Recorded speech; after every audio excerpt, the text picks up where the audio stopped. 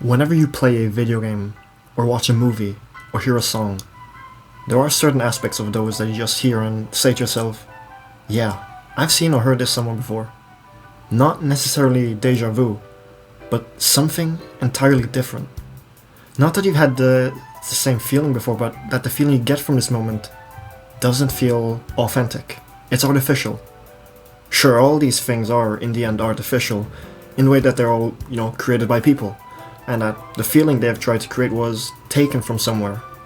Not just simply a Control-C and then a Control-V moment, but a moment where you just feel that they were inspired by something, and they tried to make it their own, trying to replicate the same feeling.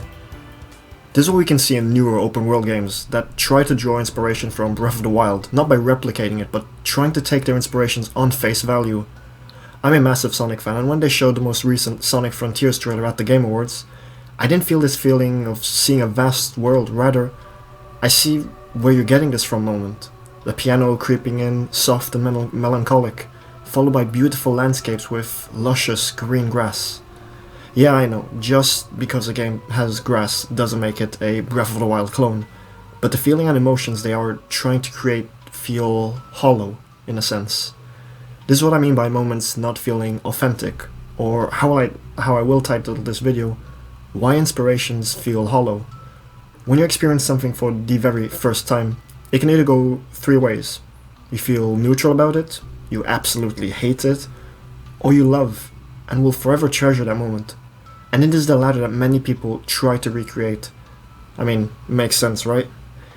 It's hard not to compare new open world games to previous games because they try to take what was good from the past titles and recreate them.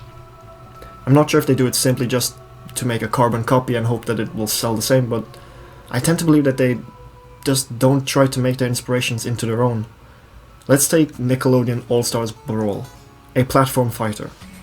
If you might be wondering, no, I did not buy it at all, and let me tell you why. The game is meant to be a Smash Bros clone, and I don't say that just because, but rather the developers tried to make the game out to be one. They tried their best to say that it would become the next big thing and take over the competitive scene, but a couple months later, as we can see now, it clearly hasn't. It didn't at all.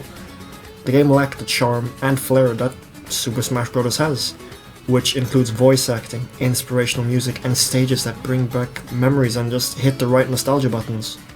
However, this could be because of licensing issues that they might have faced, but the game was not finished when it released, in my opinion, and in the end just became another Smash Bros. Clone. Of course, not all games take inspiration from previous titles that end up hollow. And speaking of hollow, we have Hollow Knight, but in general, what I'm talking about is the indie scene with Metroidvanias.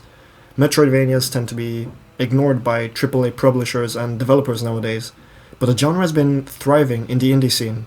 Ori, Guacamelee, and Hollow Knight, all indie games that try to take the genre that two juggernauts pioneered and put their own twist on it. But not just any twist. They put their heart and soul into it, the passion. Ori and its beautiful visuals, Guacamelee with a very complex combat system, and Hollow Knight with its somber, beautiful atmosphere. They've all taken their inspirations and made it their own.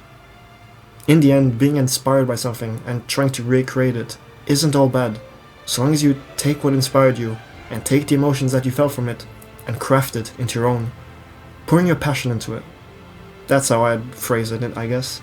But in the end, even if these recreated moments fall short at times, there's always that first moment, that feeling that comes back to you when you see its resemblance, and that feeling is something that will always live on, forever. Just want to say thanks you much for watching this video. It's a lot shorter than my previous videos, and I'm going to, any support is appreciated. I will be also slowing down uploads and taking more time to make better content on this channel for more longer videos, so that'll mean more essay videos, and I'm going to try and make them a lot longer than this one, and we're going to keep the Storm experiences going. I really like making those, so I hope you stick around for that. But yeah, anyways, have a good rest of your day, and I'll see you in the next one. Hasta luego, and Storm out.